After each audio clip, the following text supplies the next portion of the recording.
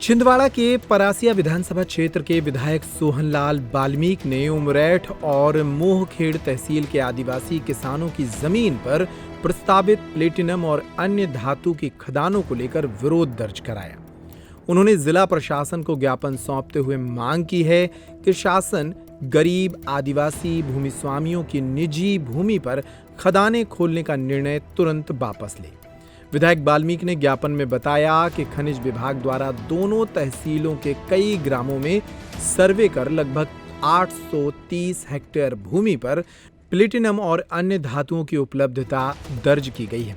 इस रिपोर्ट के आधार पर शासन के द्वारा इन जमीनों को खनन के लिए अधिग्रहित करने की प्रक्रिया शुरू की जा रही है। ज्ञापन हमारे परासिया विधानसभा और पांडुरना विधानसभा का दोनों का है।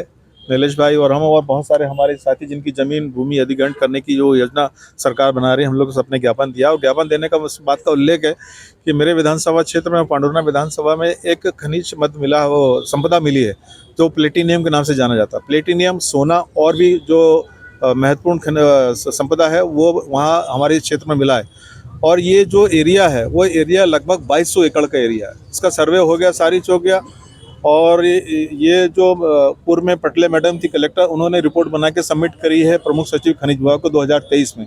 अब इसमें कार्रवाई आगे बढ़ रही है और वो कार्रवाई बढ़ रही है जिसके चलते हमारा सबका विरोध है, क्योंकि 2200 एकड़ जमीन जाएगी तो इन सब की जो जमीन है आदिवासी भाइयों की, ये सब गरीब आदिवासी परिवार के लोग हैं, इनकी जमीन अधिग्रहण करने की योजना बन रही है, जिसके विरोध में सारे आदिवासी भाई यहाँ पर इकट्ठा हुए हैं। और हम लोग सख्त विरोध करते हैं कि हम लोग खदान नहीं खोलने देंगे किसी भी हालत में।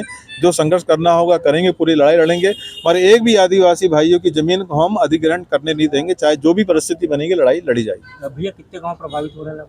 इसमें बहुत लंबा एरिया, 2200 एकड़ जमीन, आप समझ लीजिए कि 2200 एकड़ जमीन अधिग्रहण हो रही है। अभी जो लिस्ट आ रही है इसमें लगभग 8 गाँव इसमें प्रभावित हो रहे हैं और आने वाले समय में और भी गांव प्रभावित होंगे। जैसे जैसे इसके सर्वे होते जा रहा है उसमें जैसे आगे गांव की भी स्थिति बन रही है।